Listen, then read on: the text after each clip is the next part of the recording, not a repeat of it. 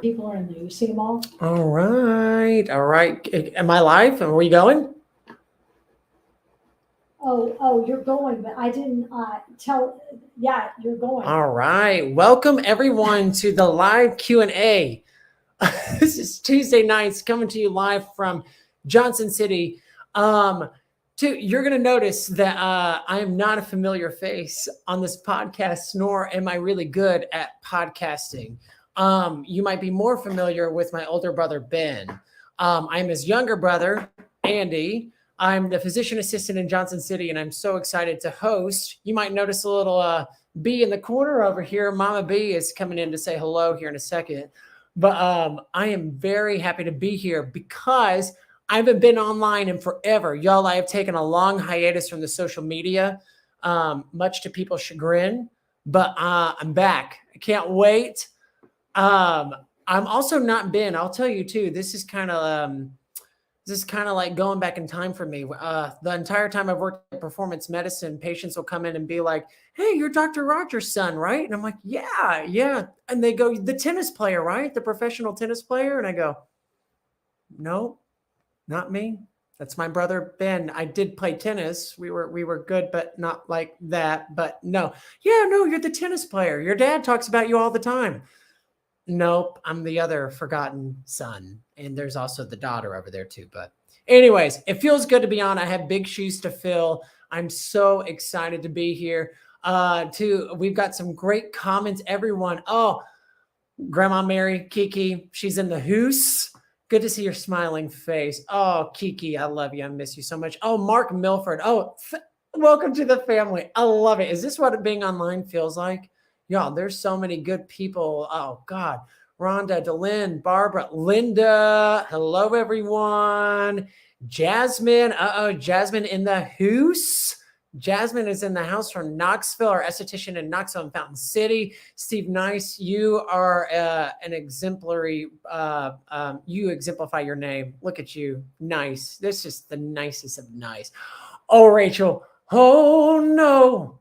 Rachel's in. Rachel gave me some pep talk before coming into this too, because I was very nervous. So thank you for being here for moral support. So Lisa, we got Lisa in the house, and Terry Graybill. Oh, we got a rowdy crowd. I think Molly's coming on here too. She told me rowdy crowd tonight. So we're going to go over to our banners too, because we want to kind of recap what we've been doing this week. So we've had 3 podcasts and notes coming out this week. Medicine 3.0, Improving Your Life with a Common Sense MD, Dr. Rogers. This note is really great because it's a review of some of the preventative medicine books that are out there. Outlive being one of them. A personal favorite of Dad's or Dr. Rogers is Dr. Peter Attia. He's really, really amazing stuff. So he's going to go through some of those books with you. This particular book is Dr. Peter Attia, Outlive the Science and Art of Longevity. So be sure to check that out. Next up, Robin Riddle. Oh, Robin. Robin's amazing. Robin is our provider in the Knoxville Clinic, in the West Knoxville Clinic. She's going to be talking about MK677. This is a part of the SARM category, and explain this. Do not miss this one. This is a really, really good podcast and review of what this particular medication looks like in intervention. And because you're going to see it, I've actually seen this with some young men in the gym playing around with MK677. So I think you need to read this because you're actually going to see it, and your kids may be a little bit more familiar with it than you are. So be sure to check that out. Robin is one of the smartest individuals I know. We're lucky to have her. Oh, Lucas, look at that face. Who doesn't want to eat meat when you look at a face like that? Lucas Schmidt is our nutrition coach located in our Johnson City Clinic. His new podcast and video is on the modified carnivore diet, his grocery list on a modified carnivore diet. So this is kind of looking into Saladino MD's modified. So it's not strictly just meat, but adding in some fruits and honey. And Lucas is going to do a deep dive into what that looks like on the shopping cart. You'll notice we're adding a new little flavor to our weight loss and medical nutrition lifestyle programs. So not only can you just book nutrition visits with one of our medical practitioners, you can book a package. So this is a premium weight loss package that focuses on having a medical provider and also a nutrition coaching. Honestly, I think everyone that comes in for nutrition weight loss should see our nutrition coach, Lucas. It's like, I tell this to patients all the time. We can push you down the hill with the medication in the right direction, but you're going to need a sled if you want to keep going down. You've got to have the right tools with you, and the right tools are going to be the right nutrition plan that's specific for you, and also to the right movement plan. Everyone says diet and exercise. Most people think they do it well for what they know, but I think having accountability is better. So I would take advantage of that program. Perfect. It looks like we are ready to introduce the man, the myth, the legend, my dad, Dr. Rogers. Dr. Rogers, welcome. Have I talked too much already? Andy, I thought Ben was wordy before you came on here. And I guess maybe it is to everybody's chagrin that you're off social media now. I don't know, but you're definitely not the lost son. You're definitely the superstar of the family. So. I'm glad you're here. As you know, Ben's in Italy, so. Yeah, you gave him that time off, didn't you? That sounds great. Yeah. I give you more time off than him, but but I'm glad you're hosting. Thank you, and hopefully we'll have a good show. Running some great questions. Thank you. As everybody knows, Andy's Mr. Personality. You've seen. He'll start singing in the middle of visits, probably, but. Okay, let's talk about that. Dad doesn't like to play music in the room, and he might say that I get a little off topic in the room. I think music adds a little bit of flair, Are you starting to play music more in the room? No, not really. Well, look at those guitars behind you. You're not breaking out one of those. I play music by myself, You know what? You know what they say? Music was meant to be shared. This is too. I feel like we're going to start a new show and a new series about how do I do this? Old medicine, new medicine. Is that right? The same direction, I think. But did it really? Yeah. But I'm going to form a band, though. I'll probably form a rock band at some point in my life. So Pop, you look good. Look at that face. These are what we call #goals. Okay, we want faces like that. Hey, before we get started into questions, did anything fun, interesting happen in the office? Cool? We had a bunch of good new patients. I mean, we had just a wonderful day, like always, and a bunch of great patients. I did a lot of pellets, some IVs, and we just got a great group of people that we are able to help out, and they help us out too, because we learn a lot from our patients as well. So we do. I'm learning a lot. Yeah, I'm learning a lot more. Past week, I've actually had a lot more lupus, just like a lot of lupus symptoms with not a lot of designated labs. Like some of the autoantibodies that are specific to lupus weren't positive, but these patients had every symptom. So kind of titrating what it looks like to do an autoimmune medical plan or medical intervention without going to a rheumatologist. You see, like, what do you do before going on a biologic or a DMARD? So we've been doing a lot of that this week, which is interesting stuff. Yeah. Good. Nice. Are we ready for questions? It looks like I'm getting a note from the sound booth that we're ready for questions. Yes. So first question coming up in the queue. Here the question is, still curious about the Allegra Ingredients. That's something I'm curious about too. I think that was from last week. I couldn't find much information on that. I'm still looking, but I can't help you on that yet. Interesting. It's supposed to be a homeopathic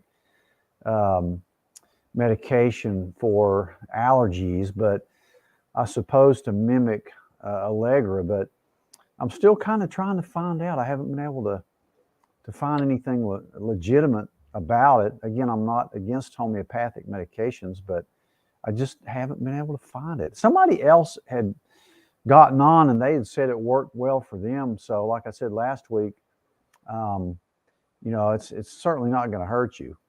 I don't think any homeopathic medicine is going to hurt you, but we'll keep our eyes peeled for that. Again, if anybody has more information than I do, we'll look into it. But really being a homeopathic physician, I don't know as much as a lot of naturopaths and things that sort about this type of medication. But like I told you last week, try it and just see if it helps you. I don't know what ingredients are in it.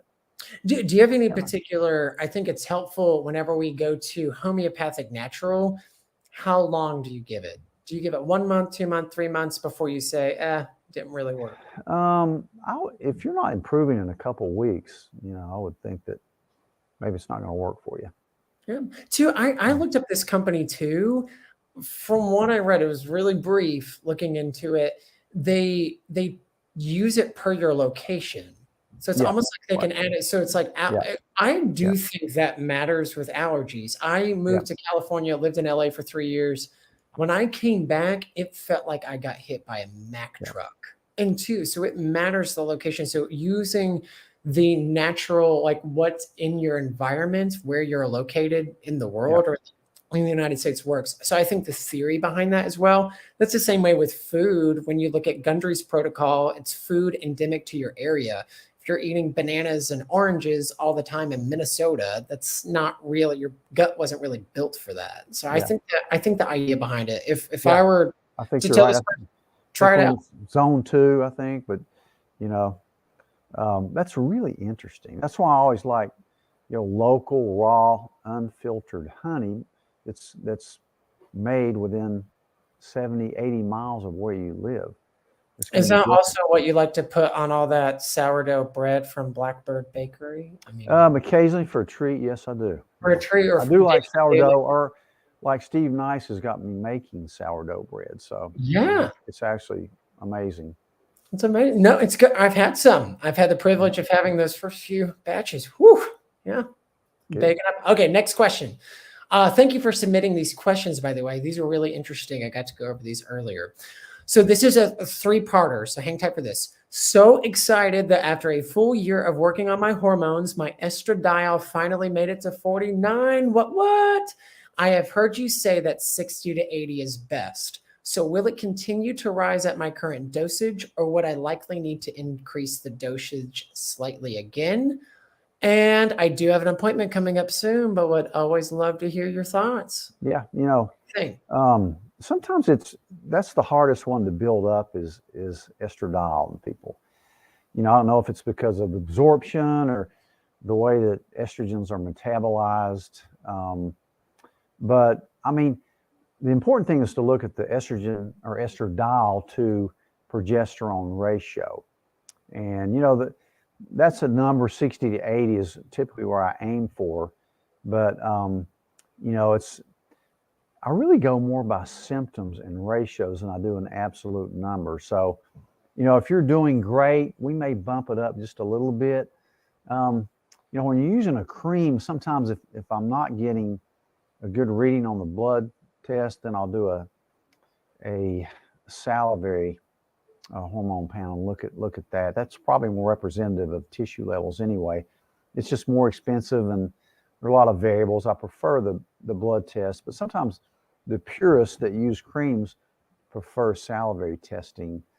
But that's wonderful news. I'm glad you're finally getting it up there a little bit. And again, it's not a huge concern as long as you're taking a good dose of it and your symptoms are good.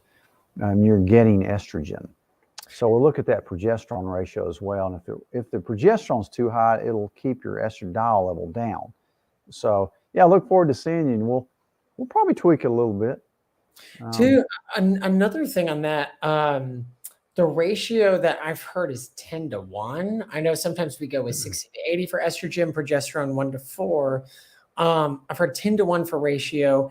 Even too, note that when you're on creams, that's a biased. It's 2 forms of estrogen. So you're not just getting estradiol, you're getting estriol as well in an 80-20 combo, unless it's designated 50-50. So you're still getting other forms of estrogen too. Exactly right. Some women too, I have some women in my clinic that actually like to live at a little bit higher estrogen doses, and they notice it with their skin.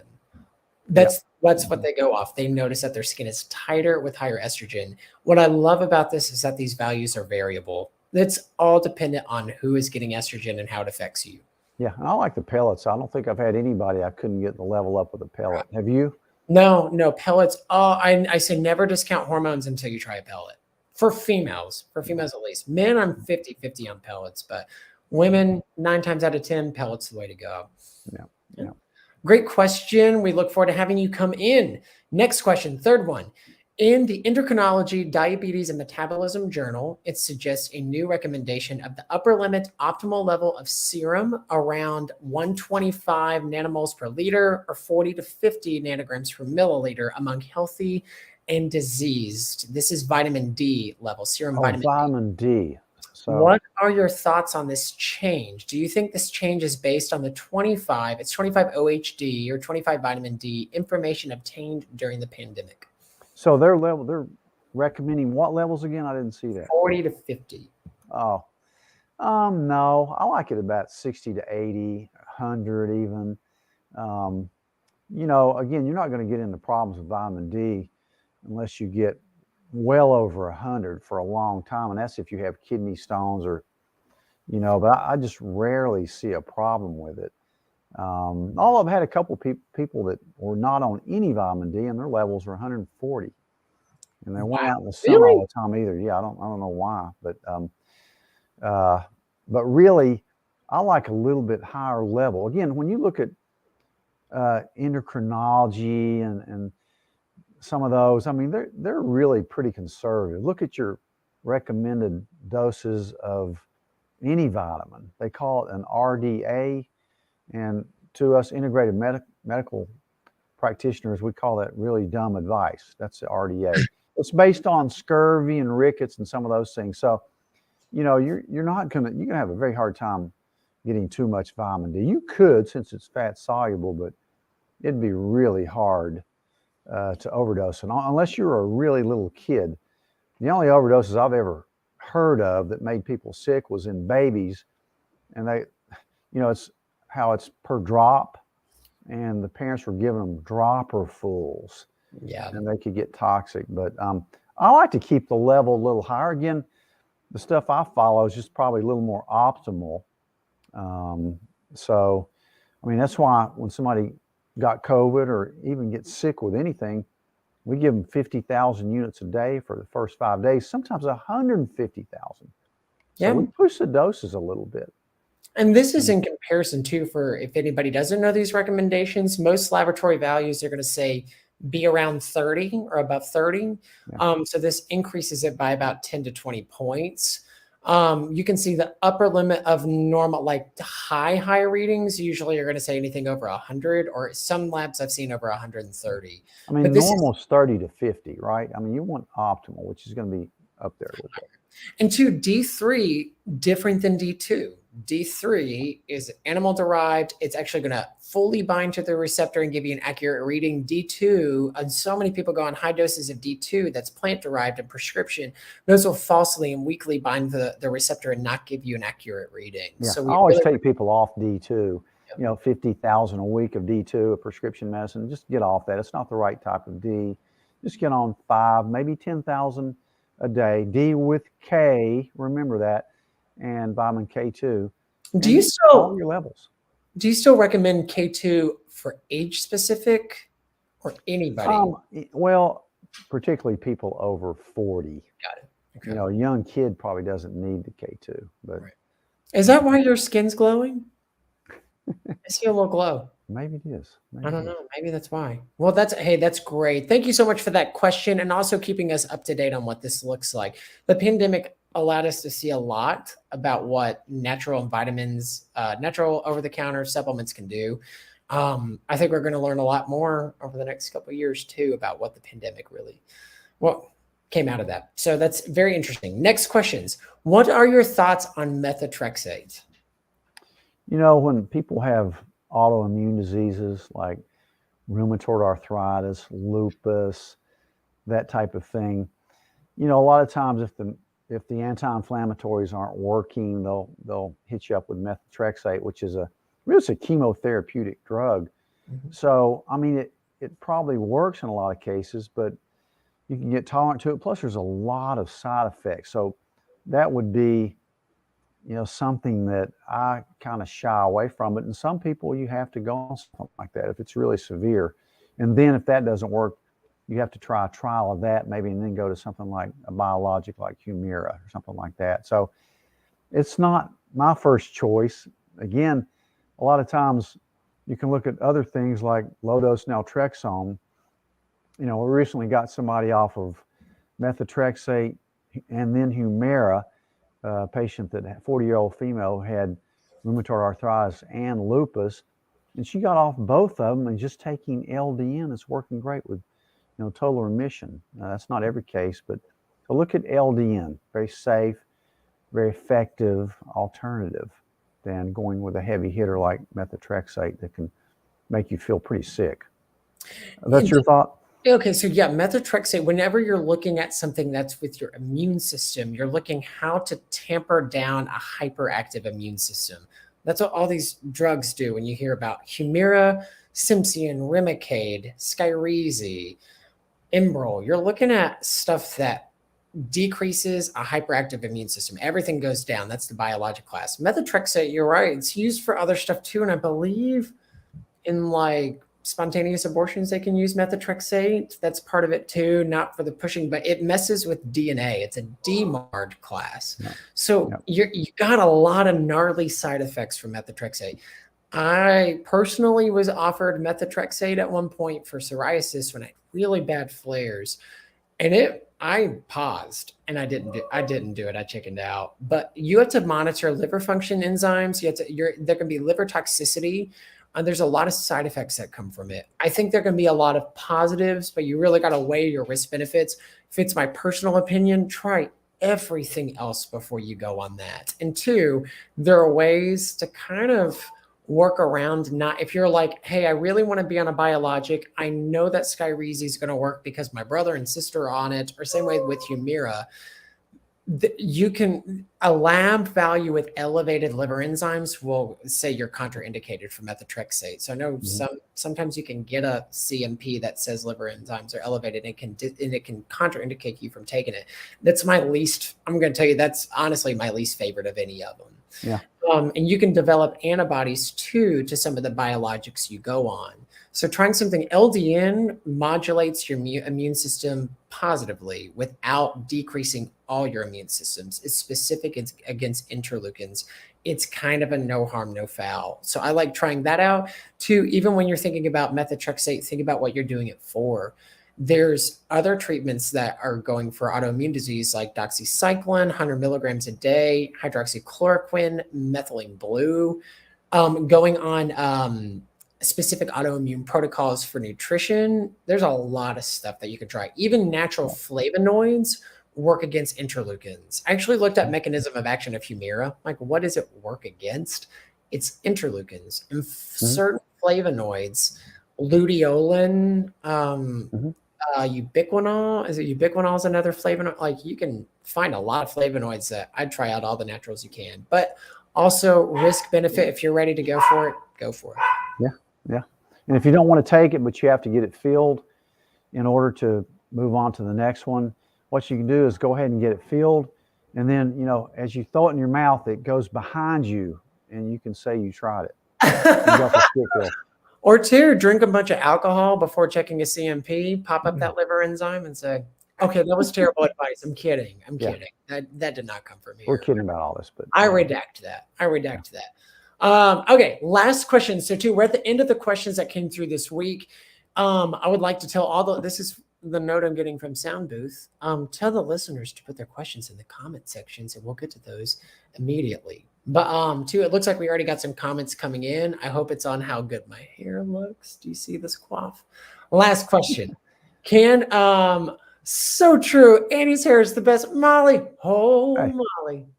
Good golly, Miss Molly. Beloved. Can inflammation, let's go to our last question. Can inflammation cause a false positive MTHFR gene mutation test? If so, what is the treatment? I don't know how anything could affect a gene test, do you? I mean, you either got it or you don't. I don't think there's any false positives. I mean, I don't know. genetics are through and through. And two, that's something important to know, that when you get repeat Clevelands, we do a lot of Cleveland panels that include an MTHFR gene mutation test along with ApoE. You don't need to repeat those. They don't change. I just learned my blood type. Listeners, audience, I didn't know my blood type. Like, what? Congratulations. O negative. Thank you. I'm the universal donor. There's several reasons they don't want my blood, though. But that's okay. That's for another time, another topic. But two, it doesn't change. Just like your blood type, it doesn't change. So inflammation is not going to cause a false positive. But maybe we can talk a little bit about what test should we be looking for with a positive MTHFR mutation. I'm always looking at B vitamins, homocysteine, CRP. What do you look for when you look for a positive test, and what might you look for intervention should you have a positive mutation? Yeah, exactly. Same thing. I'll look at the same stuff. It's really important to know what your methylation mutations are. At least half of us have at least one. So, it can be a risk factor. I mean, having a high homocysteine levels probably worse than having a high cholesterol level, yet nobody looks at it. I bet 90% of your cardiologists don't even know what it is. I know. Yeah. That's never drawn. I never knew homocysteine before. Sorry, you'll hear the dogs in the background too. They agree with your assessment on homocysteine. Thank you. Does that mean when they bark 3 times, that means yes? And then. Yeah, that's true. Yeah. Scrappy just had his homocysteine checked. So yeah. Okay. Anyway, but I do have a quick question. Give the audience members, I'm sure they've heard this before, one sentence about MTHFR. There's a great video we have online. Robin Riddle and Explain This goes over MTHFR and ApoE. They're very complicated. Do you have one sentence like why check MTHFR? Is it cardiac? Is it like? Well, yeah. If you have a specific mutation of it, like I do, I have a double mutation in it. It's really a risk factor for heart disease, blood clotting, miscarriages, ability to detox. It's very complicated, but it all has to do with that methionine, homocysteine cycle. And basically, it's your inability, if you have it, it's your inability to turn folic acid into methylfolate, which is so helpful for many things, including brain function. So check it out. So there's certain things you want to do that are really simple if you have that mutation. But it's very complex. I think it took me, years to really fully kind of understand it and what to worry about and what not to, but it's great to check. And check on every Cleveland. Having different alleles, having different mutation. I mean, you can have a double mutation in 2 different alleles. And so that means different things. That video that Robin has is really amazing. Yeah, great video on that. Great questions. We're running right at 28 minutes, ladies and gentlemen. From the sound booth, we're going to take some of your live questions. Let's get to just got a note here that says, let's get to the questions in the comments. Thank you guys for putting the questions in. This is great. Right from the sound booth, direct. So first question in from One Step Forward. Mom wrote an album called One Step Forward, 2 Steps Back. I like it. Sorry, sound booth, 2 steps forward, 3. I was on that album. It's okay. We'll sing it for you later. 1 step forward. I love that. Moving forward. Before getting a second CBP for minerals and vitamins to get a clear picture of where your body is, should you stop taking supplements before a test? If so, how long? And is there a goal of getting nutrients from food? Gosh, you could do it either way. If you're set into a supplement protocol, you can just see if you're doing fine. I suppose that it would be more accurate to see where your inherent deficiencies lie if you stopped them for a month. What's your feeling about that? I mean, I don't get asked that much. I think it's, I do get asked that. I think it's all in the eye of the beholder. So if you want to know if you're on a good set of vitamins, check and see if you're absorbing any of those. So I think it's either going to be a test for the vitamins you're on, either dosage or brand. Honestly, too, if you're taking a bunch of stuff and you don't know why, it might be nice to just say, take a clean break from all those, check and see where you are deficient, and then tailor your vitamins. I do get a lot of people say, I don't know. Honestly, sometimes they'll be like, I saw it on the podcast. I'm on a truckload of vitamins and I don't know why. It's like, well, you can kind of pick through and get the most important ones. I do think this is a great statement at the end of this goal of getting nutrients from food. So I did this program called Up with People. Dad, do you remember my stint in Up with People? Yeah. You went to Meet 'em wherever Thailand and you go. you went all over the place. Yeah. Did All over yeah. the world. To many of you, it's not a cult. Okay. It's a singing traveling group, kind of like the circus that travels around the world. I'm kidding. It's a volunteer group, has an amazing show, but all people from around the world all come together and do the show and do volunteer service. So I'm in America. I'm one of the Americans. And so I have a truckload of vitamins because this guy right here. So I'm on my truckload of vitamins. And I'll never forget, I was sitting on the bus with one of my friends from Nepal, and she was so confused as to why I was taking vitamins. She's like, why are you taking vitamins? What are those? I was like, oh, they're vitamins. They're good for you. And I didn't know why. I was 19. I didn't know why I was taking them. And she said, shouldn't you get that from the food you eat? I was like, actually, yeah, she's right. If you can. It's just about impossible to do it, but that's what we know that'd be now. ideal. Ideal, you're 100% right. Ideal is getting it from your food. I will tell you that it's impossible to do that in America. Same group of people, all the Europeans that came and ate the same food gained so much weight. They ate the same food that the Americans did. All the Europeans gained weight. And I was like, it just must be you, or you're eating something that I'm not. And they said, no, it's your food in America. And now 15 years later, they're right. Our food is way different. They've done food studies on organic foods from Whole Foods. It's half and a third of the nutrition that we had before World War II. So the organic head of broccoli is not having the vitamins and minerals it used to. Our soil is different. And also too, our farming practices are very new. Europe and these countries, Middle Eastern countries, they've had farming techniques and practices and have tilled that soil for centuries and centuries, like millennium. We haven't. So that's our food sourcing is way different. That is the goal, but I think it's a highfalutin goal. I don't think it's achievable in America. I think Europe probably, but I think absolutely vitamins are necessary, and test them either way. Test the vitamins you're on, or test and see what your deficiencies are without. It's a great question. That's a very good question. As a matter of fact, a patient today told me to look at this documentary on Netflix called The Magic Pill. I think that was the name of it. I'm going to watch it. But apparently there's a tribe somewhere maybe in Africa, very healthy tribe of warriors. And they brought the American diet and just wanted to see what would happen to them if they ate what we did. They all got sick, developed the disease, and all this. It was apparently a good documentary, The Magic Pill. I think it's on Netflix or Prime, but I'm going to watch it. Is it sponsored by Mounjaro? Sponsored by Performance Medicine. Oh God. Yeah, that's good. That sounds terrifying, but I'll watch it. I'm looking for a scary movie. So, okay. Next question. Is there a solid site to get nutrition information of food, vegetables and fruit, etc., to build a healthy diet? There's so much mixed information on the internet. Awesome show. Thank you, Rhonda. It's a great show. It's a great comment. Glad you're live here. What are your thoughts? My thoughts are, talk to Lucas.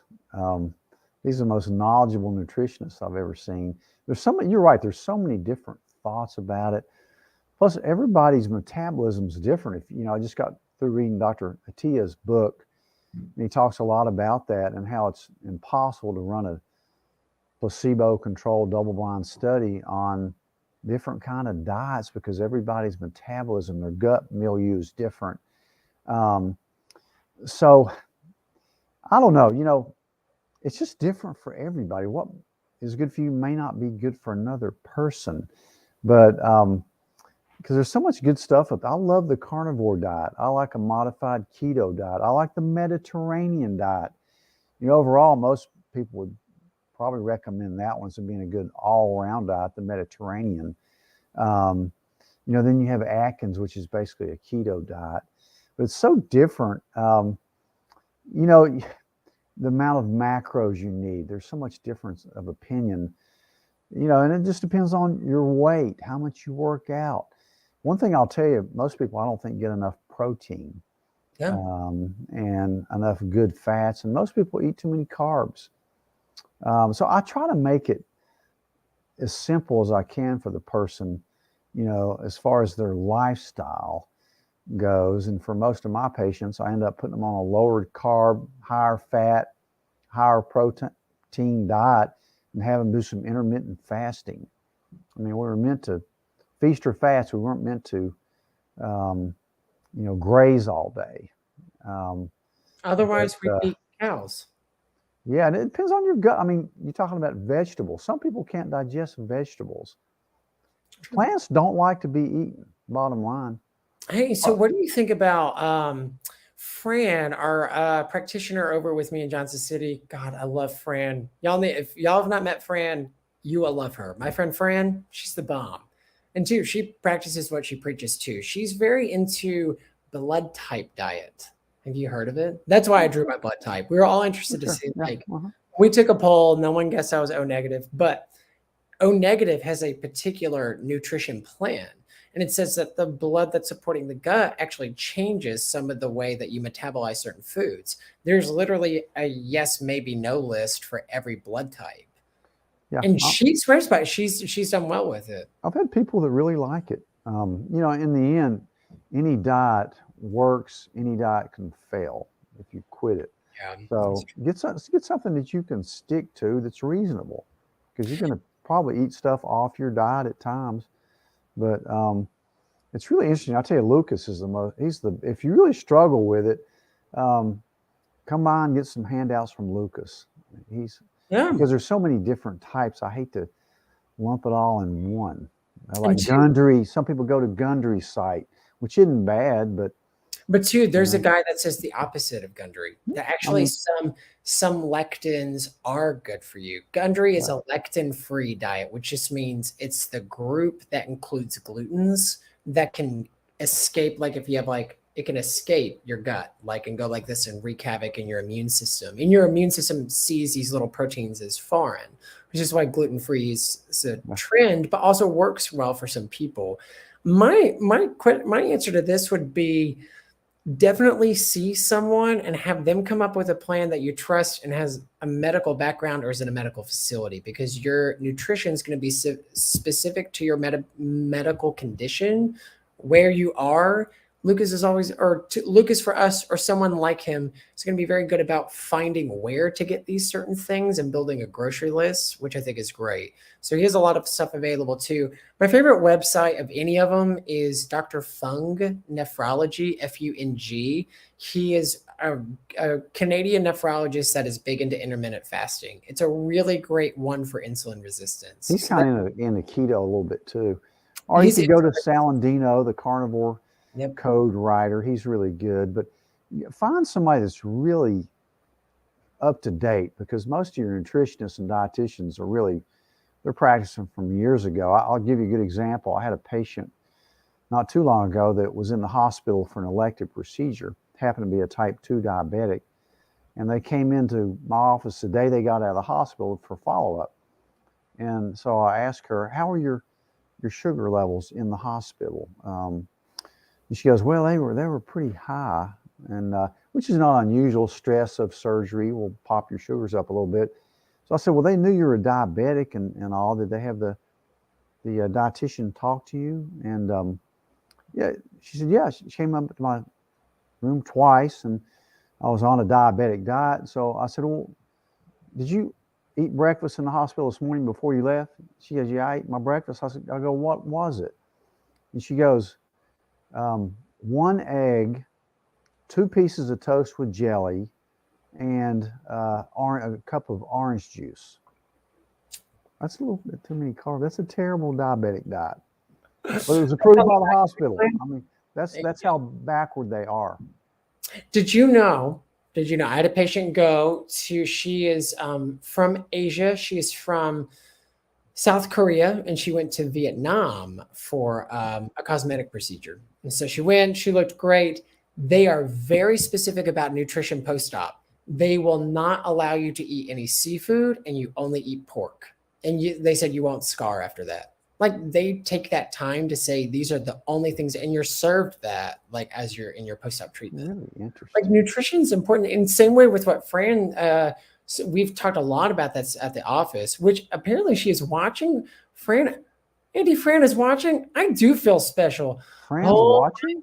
Fran. Oh yeah. Wow. Fran's watching. She's doing push-ups while she's watching this too. She's working out. She's doing Orange Theory. She's doing Orange. She's rowing right now while she's doing this. Yeah. We talk a lot about too. A lot of other countries put a lot of emphasis on blood type. We don't. We don't put a lot of emphasis on nutrition. You know, maybe we should do it more. But like it just goes to say that I think, man, nutrition is important. What you put in your body matters. It totally matters. Matters more than anything, probably. Although Dr. Atiya says exercise is more important, I think diet's more important personally. But that's funny because you were mentioning that about, you know, what you eat and how everybody's different. Everybody has a little different ideas on that. So what works for you may not work for another person. Yep. But it's just really, really interesting. I love trying to help people figure things out as far as, because if they're overweight, if they're hungry, if they're craving carbs, something's off. They have metabolic syndrome. Yep. You know, another thing, if you ever get an elective surgery, talking about post-op surgery, if you ever have an elective surgery, make sure your vitamin D level is good going into the surgery. I actually have a good friend who's a hand surgeon, and he wouldn't operate on you unless your vitamin D level is over 50. Yeah. Not operate on you because you won't heal as well. Yeah. Makes a difference.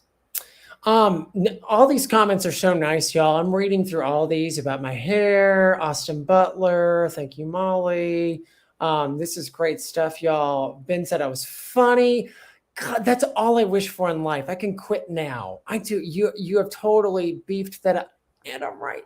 I don't care about anything else. I don't care if we get any of this stuff right. I just want to be funny. Thank you. Thank you.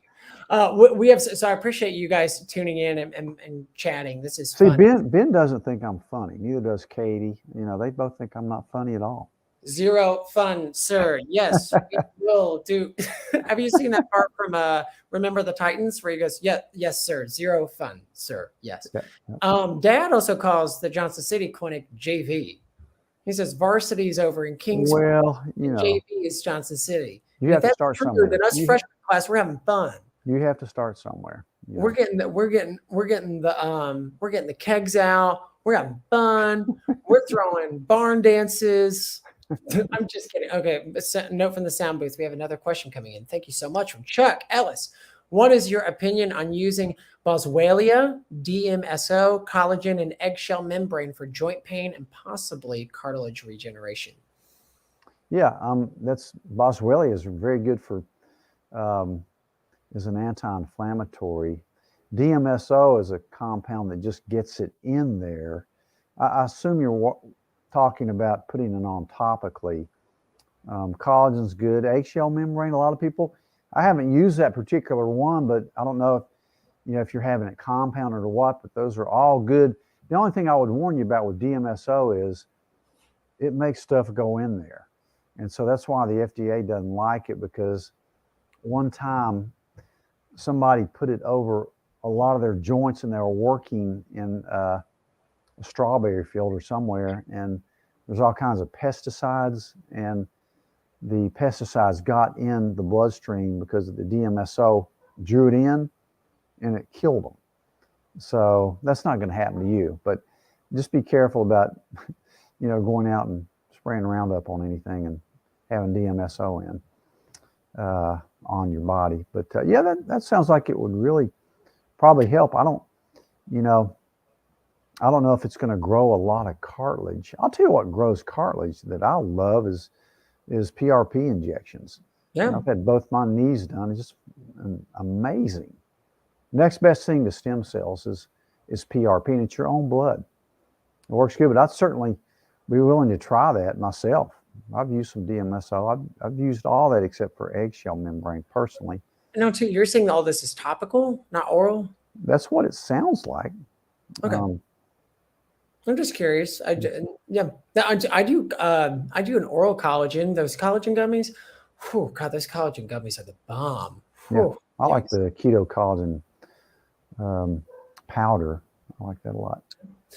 We got some more because too we're running out of time. Well, no, we're not. We're doing great. We're doing great, y'all. Grab a drink. Let's have some wine here. Good for the heart. Okay. There is growing evidence of an association, but Mark Milford, my man Mark, there's growing evidence of an association between COVID-19 infection and systemic lupus erythematosus. That's true. COVID's inducing a lot of autoimmunity in people. I've actually seen a lot of type 1s, type 1 diabetics come out of COVID-19. Yeah, didn't you see 2 in one week? 30-year-old girls? Yes, and 50-year-olds.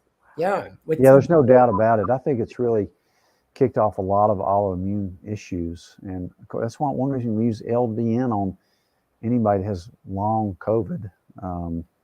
We use a lot of methylene blue. But you're exactly right. It kicked off a lot of stuff.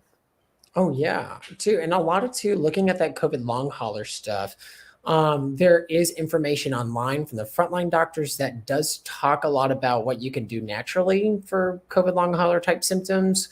And I believe is ivermectin over the counter still? In Tennessee it is. Yeah. Tennessee, that's a great resource too. So the human dose ivermectin that you can get is available. So I think utilizing as much of that as possible is great. You mean ivermectin's for humans as well? What? I've never done that before. I thought that was a horse animal. That's what the FDA put. Listen, if I could run like a horse, I would take a lot of ivermectin. I'd be fine. I could be built like a horse. Yeah, I'll take some more ivermectin. So. Well, I am built like a horse. And yeah, ivermectin is a human medicine. We use it in little kids for scabies. I mean, it's a very safe medication. Safe. For that matter, so is hydroxychloroquine. Sure. You know. Sure. We got another comment here from Jordan Carter, 67 pounds down on Ozempic. What? Yeah, that's awesome. Congratulations. Awesome. That's also too, October, November, December. That's 7 months out. You've kept that off. Not only have you gotten that down, you've kept that off.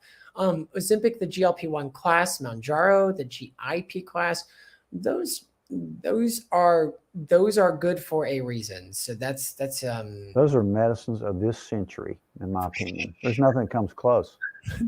The doctor looks built. Dang. Hey, thank you, Motel. Really? Hair chains going on you, y'all. Listen, we're not going to lose. The shirt's tight. No, thanks for all these comments. These are really, really great. I got hair jeans too, Andy. Huh? Where are they? Oh, I'm kidding. I'm kidding. Yeah, too. You got those little flakes. Those are nice right there. Those little hair. Yeah. We need to get a little product in there. But that's okay. We'll work on it later. I've read an article. This is from Steve Nice. I've read an article about metabolomics. I might be saying that right. Metabolomics testing that can assess what effect supplements have on the body, if any. Are you using any testing of this type in your practice? Man, that's great. No, are you using it? No, we haven't used them. But yeah, I mean, they're out there. There's no doubt that they're out there. There's all kinds of cool stuff out there. The problem with it is sometimes they're costly, and you know, I'm just not sure yet the quality control on those, you know, because sometimes you get 2 different companies, you get 2 different results. But yeah, I think it's the future. I think gene testing is the future too. I mean, everybody responds differently to supplements and foods and everything. We're going to have to get used to artificial intelligence. I think it's going to take over. There's no doubt. We're be ready for it. Terrifying in one way. A robot to take care. That's true. You got to pick and choose with AI. But if you ask that Chat GPT, you know that Chat GPT, the one that can like write an essay for you, it's banned in certain countries. Yeah. It also is going to predict the end of, like, there's a certain point when artificial intelligence will start to take over humanity. If you ask it the right way, it'll tell you the year. I'm not all about that life. I'm not. No, I want to avoid that, but it's going to be. It's here. It's here. I mean, it's here. Technology. It's going to affect medicine as much as anything, I think. But it'll be, I actually think for medicine, it's going to be really great because too, you can use a lot of those programs can actually detect cancers a lot sooner and with a keener eye than the human can. Oh, definitely. I think it's going to catch medication errors too. So I think it can read X-rays way better than radiologists can. I'm telling you, that's where it's useful. But I mean, there's also that clinical correlation that you need to look at. You can't get so mechanical about it that otherwise you'd be working everything up. You have to use some common sense and clinical judgment. But so there is still use for us humans. Yeah. Hey, Robin, how you doing, girl? I'm glad you're here. Thanks for popping on. I told her I needed some support today. On Medicine 3.0, this is from Mark again. You mentioned the 4 horsemen of chronic disease: atherosclerotic disease, cancer, neurodegenerative disease, and foundational disease. Can all of these be considered autoimmune related? That's a great question. I think some nutritional too. Yeah, you can certainly consider it all nutritional. Think about the PUFAs with cardiovascular atherosclerotic disease. I mean, if you look at the studies looking at introduction of PUFAs into the American diet, through the roof. Yeah. There's a huge gut-brain connection, and most of your immune system is located in your gut. So definitely neurodegenerative diseases for sure, and that's really more the focus of the book than the other ones. But all of them have a similar thread. They really do, and it causes inflammation. Inflammation causes all diseases. So you could definitely pin it on that if you take it back to the root cause. You probably could claim that because foods can react. Autoimmune disease means your body's kind of turning on itself a little bit. And your body has amazing healing powers on its own. It's just when we screw it up by living in a toxic environment, putting toxic foods in our body, not sleeping, stress is a toxin. So in a way, if you want to get to the root cause, Mark's probably right on. He always takes it to the, Mark's a brilliant guy. It's on. Yeah, and too, DMSO can pull dye out of your clothing into your blood. Yeah. Wow. It's powerful stuff. It's powerful stuff. From Tariq. Oh, Teresa Hinkle, my girl. I went to Lucas. Start singing. I know. Teresa, I love it. Teresa, I still have God, what is it? It's from the Wiggles. I still have that song as like favorited. It's fruits and something on my phone. We play a lot of music, but anyways, Teresa, I went to Lucas a couple weeks ago and he was a great help. I'm already feeling better and have more energy. That's awesome. That is awesome. Too, food matters. Food matters, and having someone in there that can help you out with that to delineate what to do is great. From Kay, what is LDN?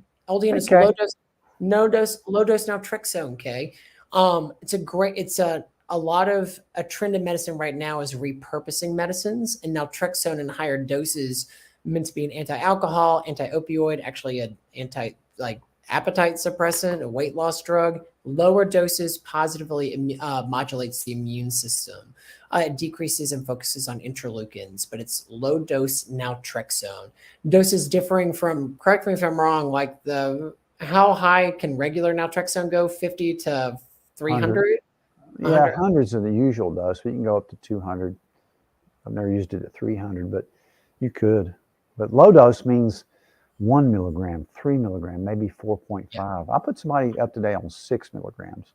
I've done as high as 8. I'll tell you, one time I doubled my 4.5 on a whim. For 3 nights in a row, I vividly remembered my dreams. Yeah. Whoa, Nelly. Went back to 4.5. It was fine.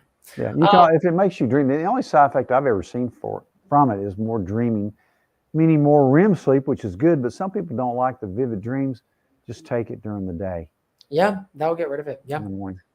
A few more because we're close up to our hour. Coal Miner's Daughter. God, I need to know that song. That's Loretta Lynn. Yeah. From the sound booth, can you give me something? No, I don't know. I'll get back to you on that song. I'll sing you personally in my key. Lots of young girls I know developed tachycardia or POTS after COVID. That's true. We have seen a lot of that too. Yeah. And two, there's a lot of two. If so, if you're dealing with that, you should see Brooke. You should see Brooke in our Red House. She is an advocate. And Brooke, I'm your number. Brooke, I'm your number one fan. Do you see this face? This is a face done by Brooke. I'm a month in my Botox, and look at that. You don't even have a wrinkle. Oh, it's like a nice, gentle massage. All from Plus, your hair's growing more. Yeah. Listen, we got meds for that, okay? We do. But Brooke, please see Brooke for the POTS tachycardia. That there's a lot of stuff that you can do. You can do electrolytes for that. There's another one that's specific for bempothiamine for POTS. So there's a lot that you can do, and Brooke is amazing with those types of patients and more. Steve Nice, another question. And Izzy has joined us too. God bless.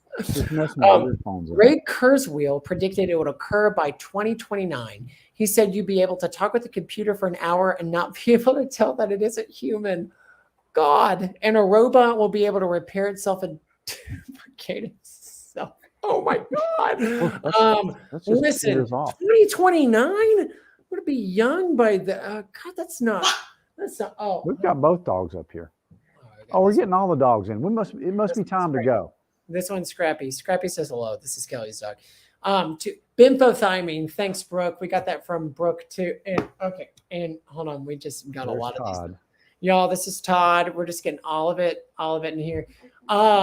Two, we've been getting some great comments. Coal Miner's Daughter, I'm going to learn that song in my key, and I'm going to sing it for you because I need to know that. I can't believe that's not part of my repertoire. I feel like I failed you. But two, awesome. We've got awesome. And two, we've had a great show today. Brooke is in the Jesus. Brooke, we're so lucky to have you. We're so lucky with all of our practitioners. Brooke in the Red House, Pratik and Amber and Dad in the White House and King Sports. Johnson City crew is me and Fran with a Thursday with Pratik. Knoxville crew is Robin Riddle and Margot over in Fountain City. And Bristol crew is Jill. We've got some really good people. And then Todd, too. If you ever just seen a little love-a-dove, you ever need to pick me up, come to this guy. How are those dogs doing over there? Have they gotten their haircuts? They're great. Not recently. Spatulas? No. Are they still eating spatulas and furniture and they chew a lot of stuff. Yeah. They chew a lot of stuff. That's okay. Todd is over here. Todd actually likes to read fiction. He sips high tea at 3 o'clock every day. He does doggy yoga. He's a little bit more, I don't want to say he's a little bit more sophisticated. Have you ever done, I know you do a lot of yoga. Have you ever done goat yoga? No, I've never done goat yoga. I've heard it's awesome. Yeah. There's a great yoga studio too. Vida Hot Yoga or Vidya Hot Yoga is opening up downtown. It's already open and soft opening, but a hard opening official is going to be April 27th, a Thursday in Johnson City. That yoga studio is the bomb. It's a spiritual place. It is amazing. You need to go. We'll be there for the grand opening. They're doing a lot of stuff there, but go check it out. I feel like if I had to choose one exercise, it's yoga. Probably right. Y'all, we're at our hour.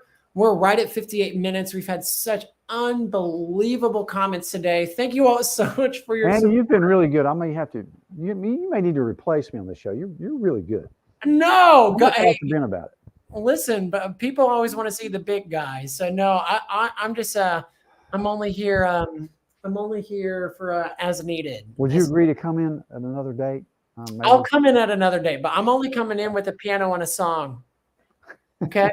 Yeah, you're learning piano. Yeah, you can sing for us next time.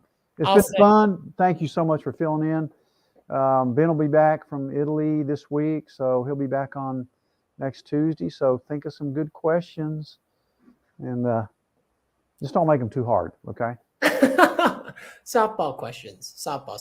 Everyone, have a great evening. We'll see you next week. Thank you so much, and keep tuning in. Spread the good news. See you, Andy. Don't go away.